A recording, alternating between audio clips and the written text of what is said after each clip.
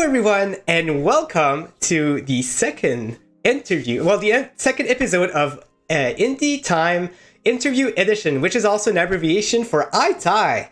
Today, I am wearing my Super Mario tie here, which was a voting poll that I've put on my Twitter. So this was the winning tie of the day. So hopefully you enjoyed it. And yeah, today's going to be very exciting. We got a list of questions to ask our special guests. But not only that, today I decided to bring a special co-host also. But before I get too far of myself, let me go ahead and see who's in the chat. So we've got Zarina here who says, "Yay, can't wait." Rooster says, "Good evening all." Got Purple Haze saying, "Hi, hey all." Rooster's here being nice to Purple, which is good. It's a bit slow, typical Friday, of course, Rooster. Granite says, "Who is this Evan Wolbach guy? And why have I given him so much of my money," right? Yeah, we're gonna have to complain about that. But yeah, definitely. We'll get on that for sure soon. And we got Serena. Hello, everyone. Then we got Forscar saying, "Hello, nice seeing you here." Got Ray, face in the cloud. Yes, sir. John says, "Don't forget to hit that like button now." He's not wrong, guys. Hopefully you can do that. Yeah, lots of people in the chat like that. Outbreak is in the chat. Who is that, man? I hope I get him on the show at some point. And yeah, we've got Lo-Fi Monk here. Hi, Lo-Fi. Hopefully they can fix the issue with the profile picture here. I'll get that figured out at some point. Man, so many people. You guys are being chatty. Welcome, everyone, here. So, yes. So today, I actually caught COVID this weekend. And it started up actually during the last interview. And I got lucky. I was able to finish it before I die. And so this time, just to make sure, I got some backup. And she was super happy to come on the show. And so let me introduce you to my special co-host, which will be Purple Haze. Yay! Baby, how are you doing, Purple? Doing well. Thank you so much for having me, and thank you for chat for having me as well. I'm super excited about this interview and conversation. That is awesome. Yeah, thank you so much. Again, super appreciate it, you being here. I know that you're very comfortable at doing interview, and I had to ask you, because I know that it'll be very, very fun with you on here. No, for sure. I mean, we're a community. That's what I keep saying. So that's what community's for, is to have each other's back. Exactly. So what have you been playing lately? Just out of curiosity. Out of curiosity, yeah. So I've been playing with, he's in chat, Rouster. Rouster and I had like over 500 hours combined in Orcs Must Die. So we've been trying to get back to that level of skulls and weapons and upgrades. So I've been playing that with him over the weekends. And I just finished Martha's Dead, and will be jumping into The Devil in Me this weekend on my stream. That's amazing. Yeah, you seem to be a very much an horror. I've noticed. So that's very cool. Looking forward to see what else you'll be showing us. Yeah, no, hopefully. I can only do it when chat's there, so that's my thing. Here you go. All right, so without further ado, let's go ahead and bring our special guest here for iTie, and we'll be interviewing the one, the only, Evan Wolbach from Outbreak Games. Dead Drop Studio Games, actually. How are you doing, Evan? I'm doing very well. How are you guys doing? Yeah, we're doing awesome. Super excited to have you here. Thank you so much for taking your time and coming to iTie. I know that you're busy. You have lots of stuff going on, which means we have a lot to talk about today. So again, thank you, Evan. You're welcome. I'm always happy to come on whenever you need me. Awesome. All right. So yeah, maybe some other time whenever you have more news to announce, definitely.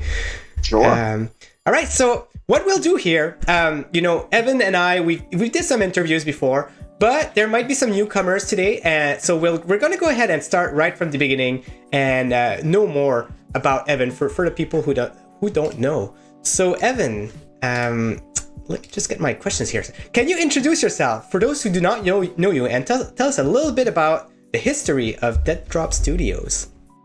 Sure. I mean, my name's Evan Wolbach. I've been a software engineer for an eternity, and couple of years ago, switched careers to start making independent video games, and it's been going pretty well, all things considered. I guess we're on year 7 of this, year 8, somewhere in that ballpark at this point. We've now released 7 games in the Outbreak series. We do primarily retro survival horror games, like modeled after classics like Resident Evil and Silent Hill and Alone in the Dark and all that wonderful stuff you remember from the 90s and the early 2000s.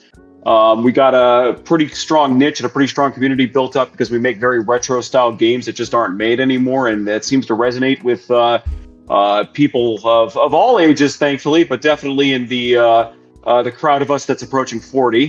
They seem to really like them as well.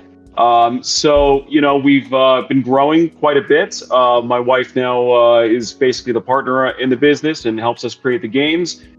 We did a Kickstarter a couple months ago for Outbreak Shades of Horror, which is going to be a next generation spiritual successor to Resident Evil Outbreak. That was a wild success. We've successfully embezzled like $78,000 from that. Now we're fleeing the country. And we also have physical games from Limited Run Games, who is our physical publisher. And we've got stuff like Outbreak Contagious Memories, which is our love letter to Resident Evil 2 and 3. And that's available still physically on PS5 and Nintendo Switch right now on their website. But unfortunately, the PS4 version sold out really quick, so you can only get PS5 and Switch. But that's only up for another week, so folks should go buy that. If you like survival horror, go do it. Awesome. So, Evan, you've answered all of my questions in a 2-minute time frame. So I think that we're done with the interview now. Thank God. It's over. I can leave. Yeah. That's okay. No, but we'll go deeper in everything, definitely. So, you talked about how you started your business. So what made you make the ultimate decision, in a day where you were like, oh, I'm going to start making games now? I'm really angry at Capcom and Konami, and was very angry at them, in the early 2010s. They were in a lot of ways just kind of leaving the old style of survival horror to die, basically, and they were moving on to the absolute masterpiece that was Resident Evil 6. We stopped getting Silent Hill games, and there's really nothing else that's like Resident Evil Outbreak out on the market, and still is nothing really out there except for my stuff. So, I got tired of waiting for them to see the market opportunity for that and just decided to do it myself. And fortunately, right off the bat, we ended up building a pretty large community with the first Outbreak, which was a 2D co-op survival horror game. And over the years, we've now done survival horror games in a lot of different. Each of them is kind of a love letter to a different era of survival horror. And that's really where it all started from. Is I'm just so angry at Capcom and Konami all the time 10 years ago, and they've gotten better over the years, but as you can see, they're still not really focusing on that time period of that genre anymore. They're just kind of leaving it to rot. So that's why somebody like me is here, and I think that's why this has been successful so far. Yeah, exactly. And that's what I like about the series, is that what you're doing is that you're jumping onto a different era of Silent Hill and Resident Evil per title. It's never the same thing, right? So it's cool to revisit these type of games later on. And I'm looking forward to talk about your next game also, which is going to be a love letter to a certain type of game, anyway, that we'll get into a little bit later on. Before I continue, I just want to let chat know that we're actually having a giveaway. We're giving away a copy of Outbreak Contagious Memories, which is the latest installment, and it's going to be for the platform of your choice. So all you have to do is type in #Outbreak, and we'll do the giveaway at the end of the interview. So good luck, everyone, with that. So you mentioned that you got your wife now working for Dead Drop Studios. So from what I understand, you got there's just 2 people working for the company, and that is you and your wife. Can you tell us what's the role of your wife, what she does for the company? So she fills like a lot of the roles that I'm just either not a fit for, or that nobody can trust me to handle on my own anymore. We both came from, super corporate backgrounds for many years. And, I had a lot of experience as a software engineer, leading large engineering teams and building software in basically every language. But, there's parts of, being a successful indie developer is not just about building the games. You have to be able to run a business, market them, build a community, build partnerships, work with other platforms. Become the poster child for cloud platforms. And she's somebody who fills a lot of those roles greatly because she comes from a vendor management and a business background. So we kind of together form a complete human being with a adequate amount of skills to do this. And as we've been very deliberate in the approach to how we've built up the game series and how we've kind of expanded to more console markets over the years and seeked out physical publishing and seeked out cloud publishing and stuff like that. She's been just a massive help with building those relationships and shipping the products. The other major thing, of course, too, is that she was instrumental in creating our Kickstarter. She did a lot of the planning and execution behind the scenes for that. I was the clown dancing around on the camera the entire time, extremely drunk most of it, but she was the person behind the scenes running a lot of the ops and organization for how that all works. That Kickstarter was largely successful because of a lot of the groundwork that she put into it over a year before we even launched it. We're screwed without her. I don't know what else to say at this point. If we get divorced or she kicks me out of the company, she'll be fine. I'm going to be in a lot of trouble though, and we'll need some. I'm going to show up at probably somebody's house in our community at one point in my life and just say like, I need some food and a place to live because the jig's up. Well, you've built an amazing community, Uri, and I know that a lot of people would welcome you with arms wide open. But you're right, Wordy Banshee does so much work. It's amazing. I've seen what she did in the back, and she's amazing. She does amazing work in the marketing, and she's very open to what people say, and I really like what she does. And I think a lot of people have showed their appreciation to her, which is a very beautiful thing. I mean, Kickstarter even did. I mean, for a brief moment, they actually tweeted out a happy birthday to her message during the campaign. And they promptly deleted that. So, oh wow, Kickstarter! I just want to remind you that I saw that when that happened. So, shame. I use these interviews to level threats at people too. So, Kickstarter, we saw that. Yeah. And you'll be shamed forever for deleting that birthday message. There you go. But other people sent our birthday messages and didn't delete them. So we like those people. There you go. So there you have it. We know what Evan likes and what he doesn't. So keep that in mind. There you go. It's crazy how many games you've created as a single developer. Like it's just still crazy. Like I know single developers who created like 2 games, and then there's you who created like 7 or 8 games already. Can you mention some of the games that you've created and maybe just a brief description of what they are and things like that?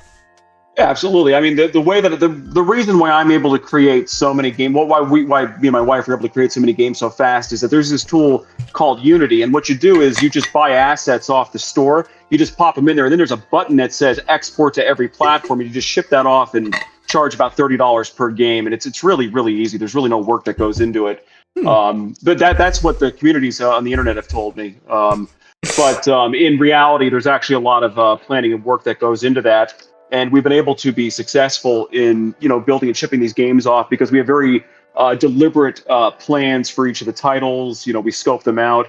We plan out the resources necessary for them. We make them all on a very shoestring budget as well. And it's, in a large part where we're able to do that is just because of our backgrounds, building software and working in business roles and things like that.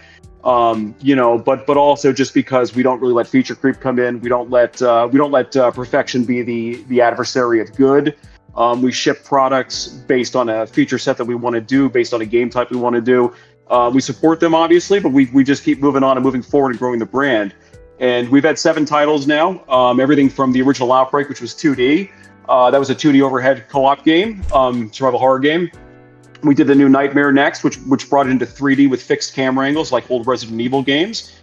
The next title after that was Nightmare Chronicles, which was basically a spiritual successor to Resident Evil 1 on the PlayStation 1. And when folks play it, they'll see what I mean. It is very much, in terms of the gameplay mechanics, kind of a super hardcore experience and plays very much like Resident Evil 1 did, specifically on the PS1. And then we started branching off into other parts of the genre. With Lost Hope and Epidemic, they moved to an over-the-shoulder camera, kind of with a laser sight aiming like you saw in Resident Evil 4 and 5, and, picked up more of an action focus on them, and they were received very well. But in the end, we wanted to keep kind of going back to that classic PlayStation 1 game format that we were aiming for that we never really felt like we built. And that's kind of where Endless Nightmares, which was a procedurally generated roguelike, came from. And finally, Contagious Memories, our latest game, which very much is the realization of Contagious Memories is if you created a PlayStation 1 game in 2022 and you try to keep it as faithful as possible to making a PlayStation 1 experience just on modern hardware and with a modern game engine. And after that, we really felt like we had achieved what we had set out to do with making a PlayStation 1 survival horror game. So, it's just been a lot of focus, a lot of having a plan for what we want to do, not letting feature creep get in the way, and taking in every game uses community feedback extensively. And I think that's been the secret to our success, is just keep talking to the community and keep iterating. Amazing, yeah. And every time there's always improvements in all the game. I'm sure that you're reusing some codes from previous version, which makes it easier for you to develop other things, in other games. And it's just amazing to see that's what I did. I played all the games in orders, and I could see the improvements from every title. So it's very cool to see you improve like that every single time. Yeah, it's been funny. Yeah, we do use a lot of code gets carried through. You can see it, like there was two major engines that were there. It was kind of the original New Nightmare engine that was in 3D, the first 3D game, and kind of Lost Hope. They're both in two separate code bases, but Outbreak 2D went to New Nightmare, went to Nightmare Chronicles, went to Endless Nightmares, went to Contagious Memories, and that very much is iteratively built on the same code base, which allowed us, once we had solved things like, well, how do you do multi-platform support and make sure the code can run on PlayStation and Xbox and all that stuff at the same time. Once you solve that problem, your goal should be to not have to resolve that problem every time you make a new game. You should be able to just bring that code forward and do it. And that's one of the things that we do really well, is for kind of general stuff like that. I write libraries and things that we don't have to go back and redo all that work. We pay that cost once, and hopefully then it's just doing an extra 10% of work each time we do a new game. And I know we're not getting into this, but with a certain cloud platform that we all love, a lot of the work that was happening even in the lead up to the Shades of Horror playable teaser was basically setting up for the whole series there as well, and writing a lot of that reusable code that would have been used kind of down the road as well for other things. So that in many ways is the secret to our success, is once we do something right, we don't redo it. Yeah. We just use it again. Yeah, that's a good idea for sure. All right, so thanks for all this information. What I'll do now is I'll pass it along to Mrs. Purple Haze right now, because she has some more questions for you. Yeah, Evan, so great to meet you. You've been a fixture in our community for a second now, and so great to finally talk to you. Putting it lightly. It is great to meet you as well, though. I'm so happy I got to meet you on this call. Yeah, definitely. Well, I want to talk about Shades of Horror, right? Sure. And in this game, so there's currently a demo out for the game. What was the purpose of that? Sometimes developers put demos out for multiple reasons, but what was the purpose for you putting a demo out for Shades of Horror? So the driving focus with having a playable teaser out when we did was that we did not want to show up. We had been planning the Kickstarter campaign for it was around a year by the time it launched. We had been working on it for about a year there. And one of the things we were really focused on is we did not want to show up to a Kickstarter campaign, post some key artistic drawings of what we were kind of thinking of, and say here's the kind of game we want to make. Here's what we think it's going to look like. Just take our word for it. Because if you look back at our back catalog, we made very retro-looking games with very simple graphics in a lot of ways. Even the 3D ones, as great as Contagious Memories looks, it still was modeled to look like a PlayStation 1 game in a lot of the lighting and other decisions that went into it.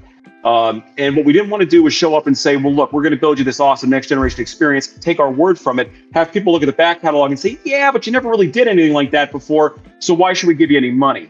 And that's where the playable teaser kind of came from. Originally, it was going to be kind of a fly-through through a next-generation rendered city. And then, we started thinking, well, it makes more sense to be kind of like a thin vertical slice of gameplay to give folks an idea, to show them the graphics, to set the tone, to show the voice acting we're kind of going for, the music, and give them kind of that thin vertical slice of a little bit of first-person shooter gameplay so that they can have something fun to play with. And it grew into a pretty big demo, to be honest, with hours and hours of content. So I feel like it accomplished its goal, and I feel like it was the right decision to do, even though it was prohibitively expensive to build. For sure. No, I think it, and you know, we have some pictures here in the background, right? And it looks beautiful. You know, what is this game about? So the goal, the reason why we're building Outbreak Shades of Horror is because we want to create a spiritual successor to games like Resident Evil Outbreak. And Resident Evil Outbreak was game changing at the time because it was an online survival horror game that played and looked somewhat like an old Resident Evil game, but it had all these crazy modern features in it that was really kind of mind-blowing for the early 2000s, where there was kind of like a wide cast of survivors, there were different scenarios, branching paths, full voice acting, nice cinematics, and just tons of unlockables. And it was just, there's nothing really that's ever been built like it since then, and really even before that.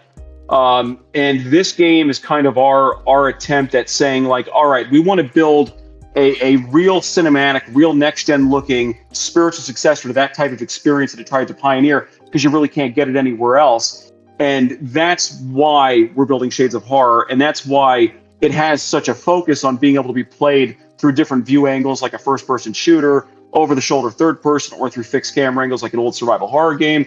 It's why we have a diverse cast of survivors. It's why it takes place in a major city at night in the middle of a rainstorm. Obviously, there's a lot of inspiration there from the tone and atmosphere from those original games, and of course from Silent Hill.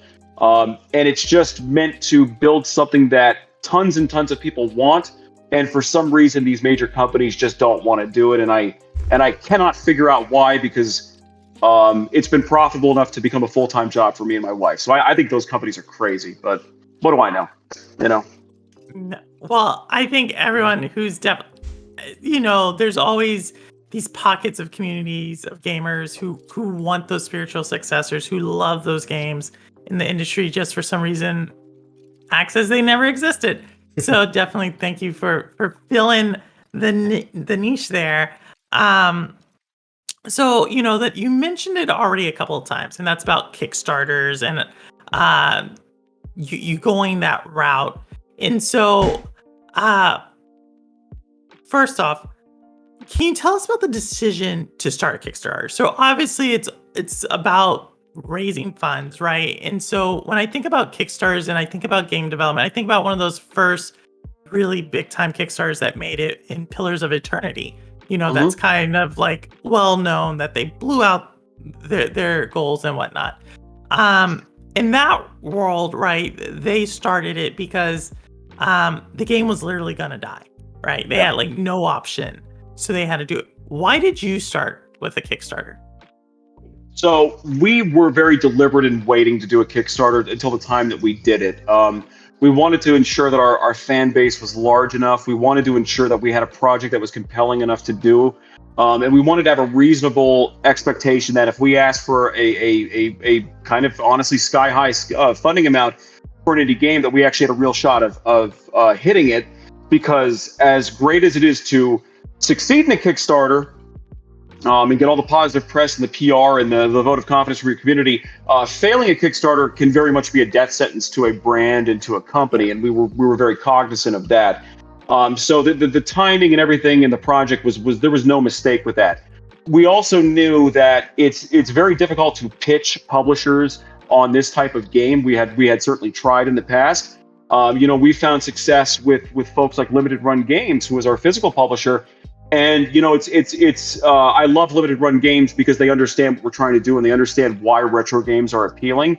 When we talked to them about the Outbreak series, or we talked to them about Outbreak Shades of Horror before many months before the Kickstarter went live, they were very excited about it, and they got it in a way that most other publishers don't get it. They look at it and they can't figure out why somebody wants this if like Left 4 Dead already exists, or if I don't know, something else like that already exists. They don't understand why these kind of archaic mechanics and this level of complexity in this game that has really gotten whittled away over the years is still desirable for folks.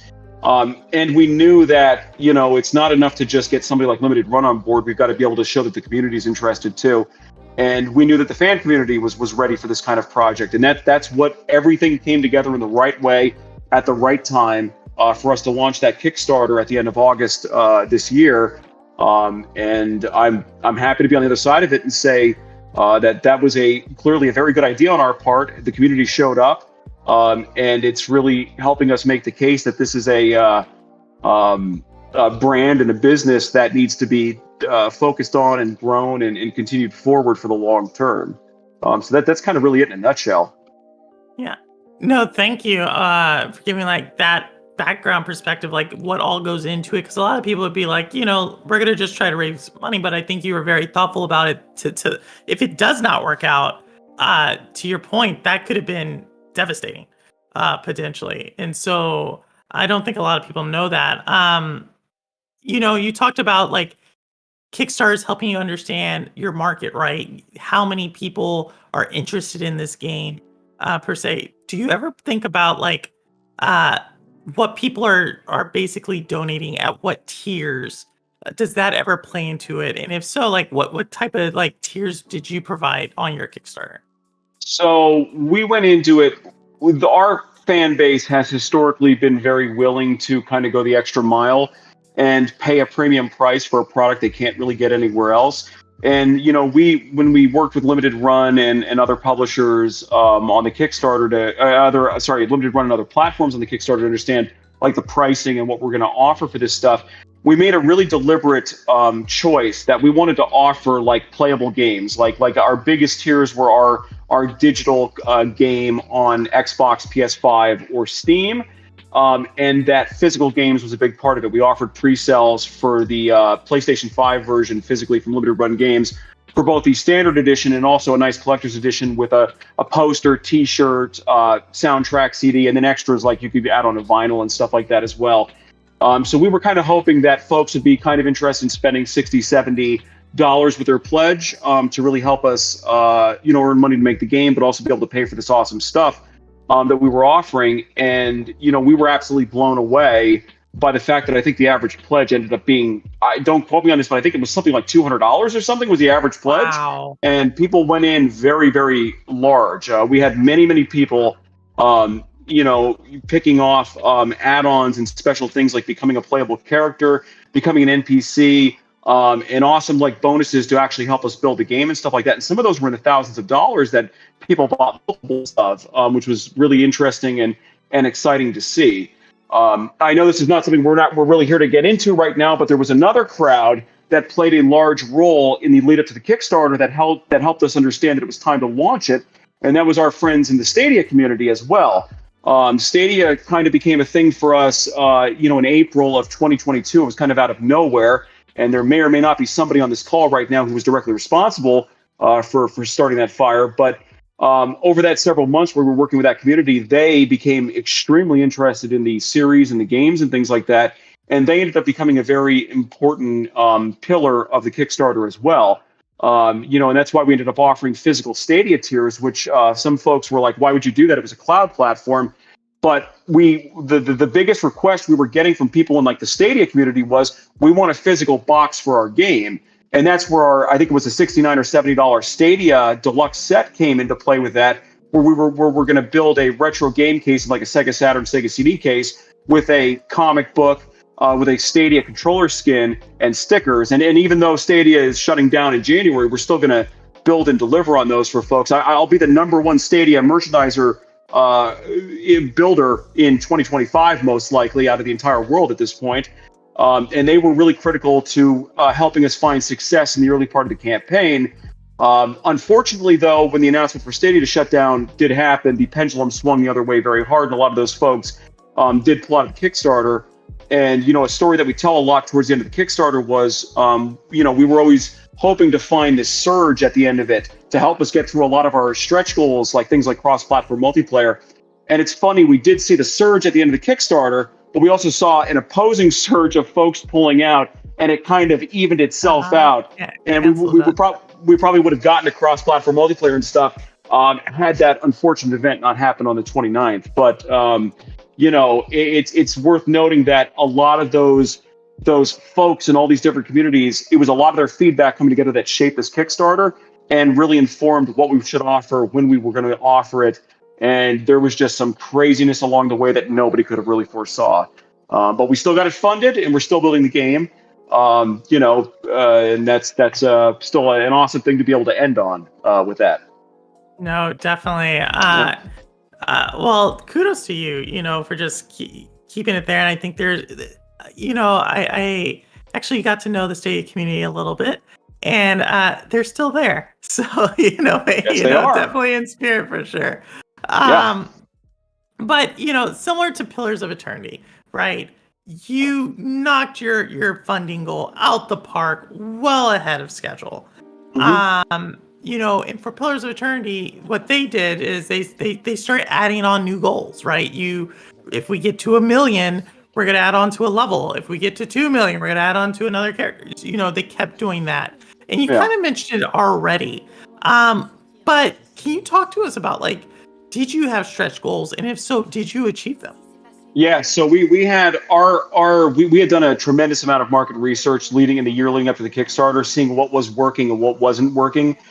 We analyzed a lot of gaming Kickstarters, obviously, but just a lot of Kickstarters in general.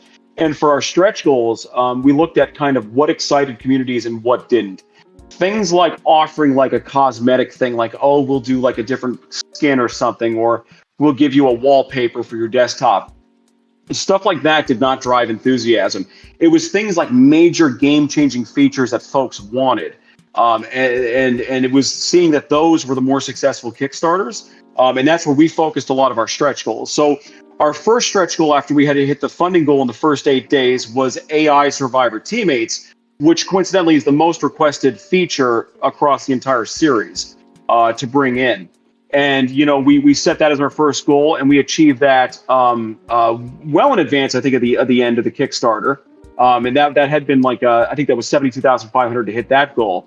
And then after that, we had planned for things like cross-platform multiplayer, so that folks could play online across all the different platforms. After that, we had things like adding on massive bonus games and like meaningful content additions like that. And finally, the last stretch goal that we were hoping to get to that unfortunately we didn't meet was kind of it was a dinosaur expansion pack that we were going to call Dino Break, and that was meant to model after the folks who missed games like Dino Crisis, which was a 90s survival horror series in a similar vein to Resident Evil, but instead of zombies, it was dinosaurs and a little more sci-fi oriented, and we kind of wanted to do our own little bonus expansion based on that. And we got through the AI Survivor goal. We were then shooting up past that, and I do think we were in a good position. Well, I can tell you absolutely we were in a good position because I have all the numbers to have reached the cross-platform multiplayer, which I think was at 90,000. I think that one was at 90,000 US. And unfortunately, we did see fortunately we saw the surge we were hoping for to help us get there in the last couple of days. But unfortunately, the Stadia announcement just shot a wave in the opposite direction, and we lost a major opportunity there, and it ultimately did not meet that stretch goal, even though we did overfund the AI Survivor Teammate stretch goal. So that was really our design decision behind the stretch goals, and I still feel very confident that was the right way to approach it. Folks did not want a wallpaper for their computer. They wanted meaningful content to the game, and it inspired folks to increase their pledges, to bring in new pledges, and to keep it kind of moving forward with that. So what I hear you say that there might be some DLC stuff if we can get it you back on track there. That would be nice. Yeah, I mean, so our plan for the stretch goals, a lot of people ask me still every day, what's the plan for the stretch goals now that the campaign's over? And the reality of, again, I know we're not here to really talk about Stadia in depth, but we have to, and unfortunately it's a very major part of what is happening here with the stretch goals is that, for a small developer like us, a 2-person developer running this series, a contract with Stadia was a substantial lifeline for several years to allow us to, pay the bills and live, but also to invest in our products and build great things. Prior to the Kickstarter ending, we were almost thinking that we may have been in a position to fund the stretch goals internally through what we were hoping to be proceeds on that platform. With the help of the community through things like Patreon or maybe like a Slacker backer thing like that. Unfortunately, though, with that pillar gone, we're in it removes a level of stability that we're kind of counting on there that is significantly negatively affecting our forward plans to be able to do things like that. And we've been taking the time since that announcement, since the Kickstarter ended, trying to figure out, well, can we replace that with something else? Can we kind of offset the damage there? Can we still be able to move forward with this stuff? Unfortunately, I'm here 2 months later saying, no, I've not solved that problem yet. But I will say that for folks in the community, we've been very transparent with our backers and stuff, is that we are still working on ideas where if they want to contribute over a long period of time, we're going to work on setting up systems that they can contribute towards those stretch goals. And, maybe we'll get there over a year or two if we can get some other stuff stabilized that we're still working towards. No, for sure. And so devastating. Most of the community would say it was just devastating. And I can only imagine with from the dev side. But speaking of the future, when can we start expecting this game? So we had in the Kickstarter that the game was targeting November of 2025. The goal is for day-to-day dev on the game to start probably we're aiming for mid-January, this coming January, mid-January to probably into the early February window. We've been sharing updates on the Kickstarter of what we've been doing in the meantime. A lot of what we're focused on right now is getting the survey out to backers. We're using the backer kit tool, where you do have to spend a lot of time doing setup and getting information in for your survey to basically ask folks like, oh, what's your address for everything that we're offering. If you need to tell us where to sign, if you become a character, how we're going to be handling all of that. There's a tremendous amount of setup involved with that. So our goal is to hopefully get out the survey by the end of November is the current goal. We're hoping that the dev hardware for the new game to build the game is going to hopefully be here by the end of December. So hopefully then we're in a position, hopefully around mid-January, to start day-to-day development on that. And, the goal is still hopefully to ship the game November of 2025 on PlayStation 5, Xbox Series, and Steam right now, since obviously we had to take Stadia off because there will not be a Stadia then. But that's the plan as of right now. Not that we know of. Yeah, not that we know of. And maybe it'll come back. Maybe there's an announcement right around the corner. Maybe it's coming back. Who knows? Get the band back. We'll see. Surprise! And you know, surprise. Just imagine we all wake up on January 19th and they're just like, surprise, it's time. And we're all just like, what's going on, guys? But anyway, I know we weren't really here to talk about Stadia, but it's worth noting. I'm going to be an advocate now for other third-party indie developers out there. A lot of our plans worked in stuff from that community. It worked in, partnerships and deals from that. And you can't just undo those ties. And I use the name of the thing too, so that I'm now on brand here.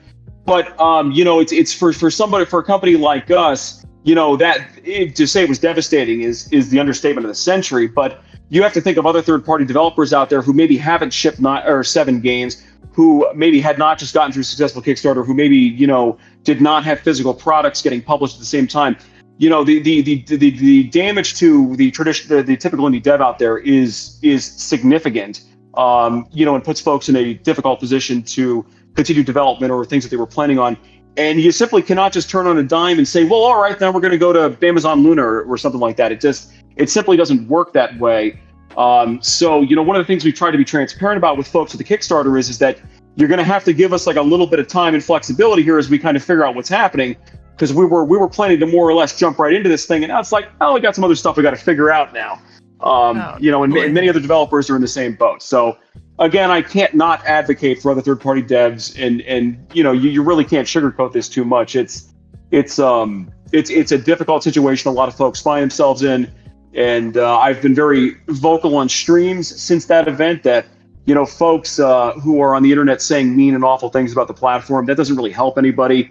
You'd be better off sending your love to the Stadia employees, the third-party devs, and of course the fans who were backing that platform and hoping for great stuff there. But there's no point in sending hateful and hurtful things on the internet about it. I think everybody's and definitely. Well, Evan, more power to you. Like I said, I think a lot of us have been impacted, and I think we're all in it together to some degree or another. Yeah. Some are practiced by others. And then the last thing, I want to ask, how can people get some updates on what's going on with the game? Sure. So we obviously the Kickstarter page is a great place to go. We post fairly regular updates on there on what we're doing towards the campaign and the game. And through development, obviously, we'll be posting regular updates on there. We do streams. The goal was kind of they were going to be weekly streams.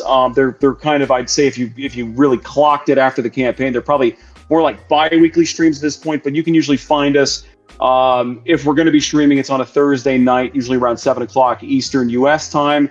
We usually give updates and take Q&A on those streams, and we'll keep trying to make them as weekly as possible. They may be bi-weekly. For now, we're playing games on those streams, but when the game's under development, we'll be doing some developer streams as well, doing hopefully some co-development on stream, talking about features, showing off early footage and early stuff, so the community has an idea of how the game's being built and things like that. We have a Discord that's very active. Definitely join our Discord. If you back the campaign and you're not in the Discord, please join so you can get your backer roll, because we do run polls and stuff on there for folks to influence the game development in the story. And we obviously have social media. We have the Facebooks, we've got the Instagrams, we have Twitter with everyone else for probably the next 12 hours. And then we'll all need to find a new social platform, but you can find us on there as well. So we try to be fairly chatty and fairly transparent with how things are going. No, definitely. I caught the Twitter thing. But Ninja Guy, I know you have some more. I could go on forever. But Yeah, no, there's definitely a lot of stuff to talk about. So, we've covered Shades of Ours, but then, you have a lot of stuff going on. The other most important thing happening right now is that recently, Limited Run Games announced the release, the physical release of Contagious Memories. So what's cool about that is, well, I was trying to find my game. I don't know where I've put it. Do you already have a physical copy of Contagious Memories? Yeah. No, I don't. That's. I was gonna show the other. So you released a Outbreak collection. On physical. I have it somewhere. I thought I changed my stuff around and I forgot. I don't have one next to me either. I don't have one here either. But anyway, so people were asking, can we get more physical versions of some of your games? And here we are with the game Contagious Memories, which is currently available to pre-purchase on Limited Run Games. So can you tell us a little bit about what platforms they're coming on and what type of variants we can find by buying them and things like that? Sure. So it's up for about another week. We're at the end of the pre-order period. They launched before Halloween. It was like the 27th or the 28th of October. So we're getting to the end of the 4-week window. I think next week it ends. So if you do want to get these, you go on right now and get them. They offered it originally on PlayStation 4, PlayStation 5, and Nintendo Switch with a special cover for the Limited Run website, but also an alternate cover on the Amazon store as well. The PlayStation 4 one was very limited. That sold out in the first 3 days. And there was kind of like a special fan bundle with the PlayStation 4 and PlayStation 5 copy and a bunch of extra stuff. The fan bundle also sold out in the first 3 days. But you can still get it on PlayStation 5. You can still get it on Nintendo Switch for both of those covers, one on the Limited Run site, one on Amazon.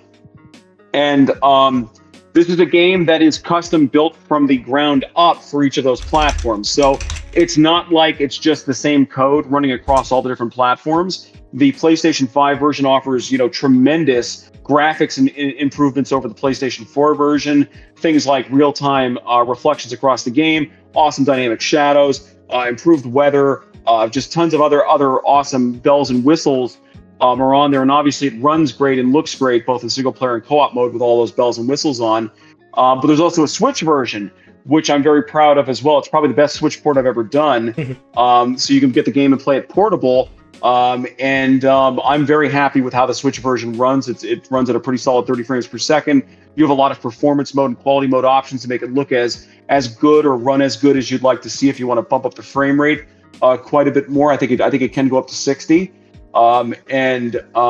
It's just it's a really special game. It really is. If somebody made like a spiritual successor to Resident Evil 2 and 3 on the PlayStation 1 today, in this current time frame, it allows you to play it as a fixed camera angle survival horror game, but you can also play it as an over-the-shoulder third-person action game. You can play it as a first-person shooter. You can switch your view at any point during gameplay while you're playing and just toggle between the views, and the game just keeps adapting to how you want to play it.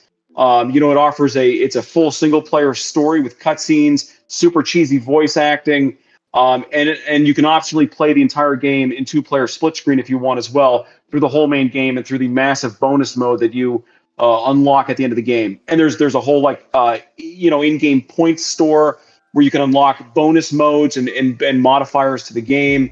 And there's really just a ton of stuff hidden in this game. So if you like old survival horror games, you're going to absolutely love this game. That's awesome. So, Yeah. so from what I heard, so you can purchase it on either the limited run game store or on Amazon. And there were a limited amount of games for the PS4, right? The PS4 variant. And is there another limited version that you could have purchased or that is still available?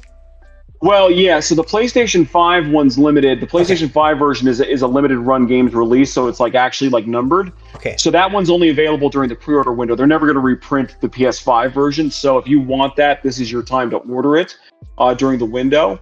Okay. The Switch cover that's on the limited run games website, that's limited to I think only 2,000 total. Wow. So that really is going to probably be the only way to get that until those sell out. And I do not think that covers, as far as I know, it's not going to get reprinted. And then the one on the Amazon store I believe it's a distro title, so that one's going to get actually reprinted.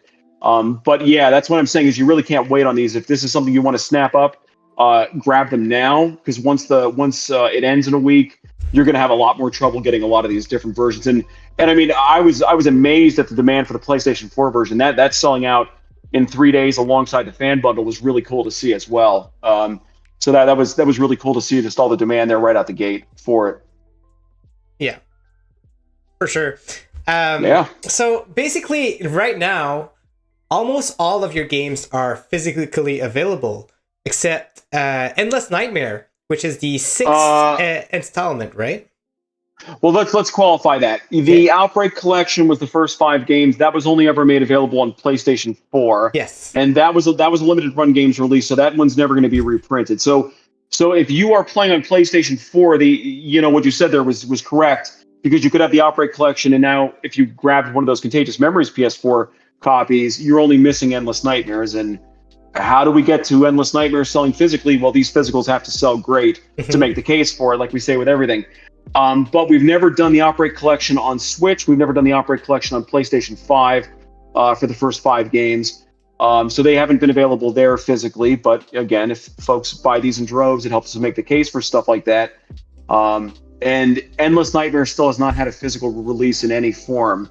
And I would love to do one for it, and I'd love to be able to pitch it to them. So again, buy these physicals so we can do more. It's really all it is at the end of the day. All right. So guys, you heard it. Buy more of these games. And just buy 10 copies each. There you go. And tell, DM the limited run games. Tell them, talk about it. If you want it, just let them know that you want it, and then it'll open a door for Yuri and help him a lot actually in getting these games out and created.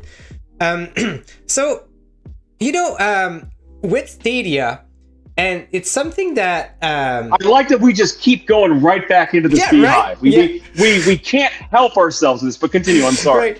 Right. I'm very unique in the Stadia community because I'm someone who really supports physical games, right? So when I try to convince that to people, they just laugh, or they just find it weird that I'm into physical. So I would like to hear from you, from what I've from the community that I come from. A lot of people are purchasing games digitally only. So for you, why is it important to release these games physically?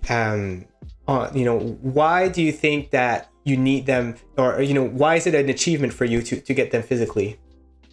I think there's a lot of answers to that question. I mean, at the base level, I'm one of those people who thinks that game preservation is incredibly important. One of the most important things that limited run games does, and why I love them so much, and why I'm really will never go anywhere else for my games except them, is that they have a big focus on preservation of games.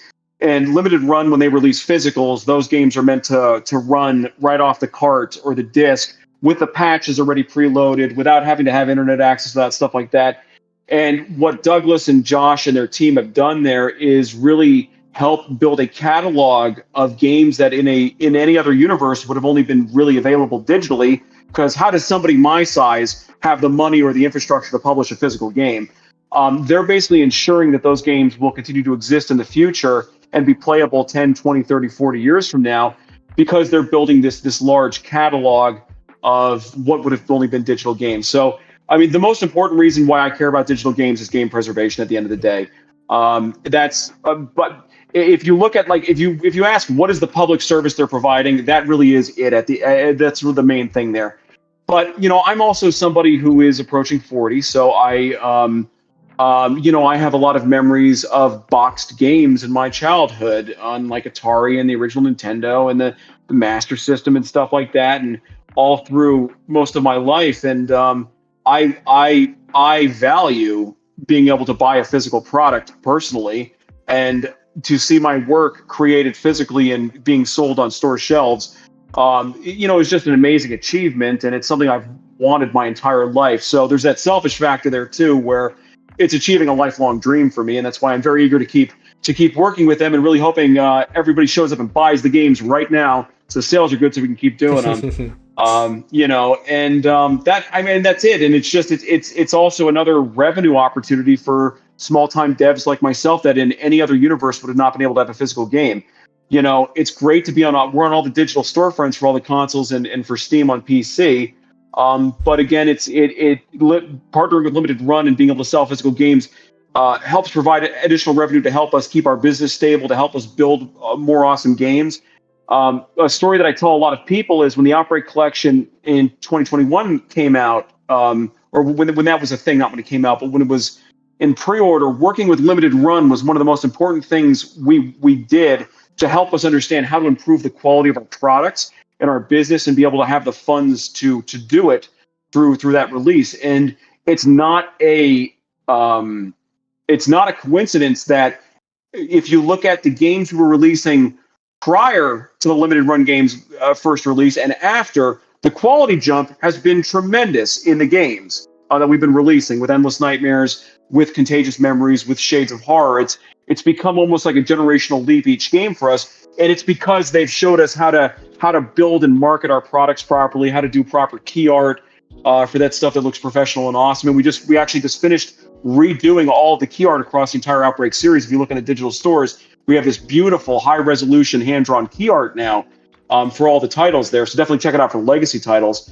But also, it's given us the push, the encouragement to go build more complex, more exciting projects, more higher quality projects.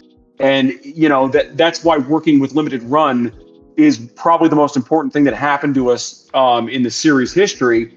And unfortunately, and again, we keep dipping our hand back into that pot, but working with a partner like Stadia, that was also what was on the table there, was going to provide a generational leap for us in so many ways that would have transcended how we made games. And that's why that event happening is just so devastating, challenging. right? Challenging to work through. I'm going to use the word challenging to work through, because we had a road to really keep taking things to the next level, to keep branching out there. And that door just, with that door shutting so abruptly, it's like, well, you can't really fix that problem in the span of 2 months, even though we've been trying like hell. It's kind of like that, is where in a different timeline, we'd be sitting here, I'd be talking to you guys about Contagious Memories almost about to launch on Stadia, and we'd be saying, man, this is going to be another huge generational leap for our series. So you win some and you lose some, I guess, is really where I'm going with this. Yeah, definitely. To me, like, what I really like about Limited Run games is not just about physical, but it's about how much they help these indie developers. Like, any of them, it gives them such a big leap in marketing and in like getting the game visually out there, and people start to know them. It's just crazy how they do that, and that's why I will forever, support them for that, because they're bringing these indie developers out there, some of them that needed the push for publicity and stuff like that. So pretty incredible. So I noticed that you talk about key arts, and what I'm going to do is I'm going to pass it along to Purple Ace, because she seemed to have some questions related to that. So Yeah, no, I love art. So when I interview devs, I usually focus on the creative, right? And so I love this question right now. Hopefully you do as well, because it is kind of, some people would say it's controversial. So recently, all the cover art of the older digital games has changed, right? So you recently changed the cover art for all the older digital games. Why did you make that decision for changing that? So I'm a software engineer, and typically engineers are very bad at art. It's just unfortunately one of those truths in life. I'm sure there's a few engineers out there who are great at art, but I haven't really met many of them, and I'm certainly not one of them. So when we started making the original first few games of the series, the key arts were just either made from screenshots of the games or some other effect that we thought would look cool enough and kind of pass the bar enough to not look shoddy or things like that. But we had no money. The first few games of the series were completely debt financed, and we really didn't have the money to get a professional artist to do that kind of work. And when we got to Endless Nightmares, that was really where things, working with Limited Run, working with other folks, we had the Limited Run release, we had Endless Nightmares. That was the first time where we really started being able to have the means to invest in that kind of art. And it was just such a transcendent thing for the series to see that jump to awesome hand-drawn key art, visualizing the games. And then we have all this amazing art that was done for Contagious Memories. And that's why about a year ago, I was really focused on, especially with knowing that we wanted to move off to other platforms like Stadia, we wanted to do more physical releases. I wanted the back catalog on the stores to look as good as the newer titles in that. And that's what really drove us to make that change and make the substantial investment to get that done. And we worked with a great artist for most of that art, which was Jeremy Gooch. He's been just fantastic. He's really done a great job at setting a new kind of visual and atmospheric tone for the series, especially for the legacy games. And it was just a great opportunity to work with an independent artist, to pay them fairly for the work that they were doing for us, and to just have a win-win moment there where we were able to support and grow their business financially and through visibility, and they were able to revolutionize how our back catalog looked. And it's so great now to go look at the store pages for like the original Outbreak or the new Nightmare and see that awesome art. And now you're all starting to see that art appear on the physical products that we're selling through Limited Run games. So it was just such an important step that was necessary to improve the branding to both improve the branding but also make it more consistent. And it's just another way in which we're growing the brand for the future. I love it, and the fact that I think you hit the nail on the head there. The future, you are still growing despite the mini setback, the huge understatement of the century there. Since the announcement for Shades of Horror, you've been on like a constant streaming schedule. Can you talk about that a little bit, and more particularly, like, what streams are you planning for in the future? Yeah, so we knew that we wanted to keep visibility up. One of the things that we did research into for the Kickstarter was that you have to be very visible, you have to be very communicative with your player base. And a big part of that was that we knew there had to be a streaming component to that to basically be available almost daily during the campaign for folks to ask questions, for us to address misconceptions, for us to keep the enthusiasm going. So it was in the lead up to the campaign. I started doing some pretty frequent streaming focused on playing like retro survival horror games because they were the inspiration for the series. And then during the campaign, we went to twice daily streaming, I think it was, until the game was funded, which thankfully happened in 8 days. Since then, we've just trying to be there every week if we possibly can, playing retro games, answering questions. And I think that's such an important thing to be doing with your community to help grow it. And the growth that we've even seen in our community from all that has been massive. I mean, we started streaming for the first time really at the beginning of August. We made the Twitch channel years ago, but we never used it for anything. And we had Twitch affiliate in our first week, I think. And then, we have almost 300 followers on there. And I've never done any streaming before in my life before that. So I think I've cracked the code there, is just play video games and get extremely drunk. Seems to be just a winning strategy. So I encourage everyone to do that. You're a natural, yeah. Yeah. Lovely. And apparently Stadia internally liked those streams. I always did get fun little messages from people at Stadia during the early days of the streams. So Really? that was I knew there were people there watching some of the early days when the Shades of Horror playable teaser went live on Stadia, and during the campaign, because it was such a Stadia focused campaign by that point in a lot of ways. So yeah, I was always getting little messages and stuff from people like, oh yeah, I was watching you on stream, or it was always funny. So then I started taunting them on streams, and I just started. I think we got into a fun little thing where we started marketing their products in like the worst way possible on streams. That was fun. Yeah. Oh man, I was the #1 Stadia influencer for a while. That ended. I love these streams. They were so good. You were killing zombies for the love of Stadia and things like that. The early Resident Evil 3 streams were nuts with the Bring It to Stadia stuff. Yeah, good times, man. I miss that platform. It's for so many reasons I miss that platform. Yeah. Oh man, Zarina says, I can't imagine being a Stadia employee and watching Evan stream. That must have been hilarious. Yeah. Good times. At least we brought some fun to the final month there, I guess. That's a good way to look at it. Yeah. So Purple, did you had any more questions? Sorry, I kind of like interrupted you there. No, I think that's all I had. I know we wanted to get the chat to ask some questions. Yeah, so chat, if you have any questions for Evan, let us know. And we're going to go ahead and ask them through this. But meanwhile, what we'll just do the giveaway. And then, we'll see what happens afterwards. So let's go and see who will win. So what you have to do here is type in #Outbreak. And you'll get a chance to win Outbreak Contagious Memories on the platform of your choice. So this is Yuri's... Digitally. I'll find it digitally. Yeah, digitally, of course.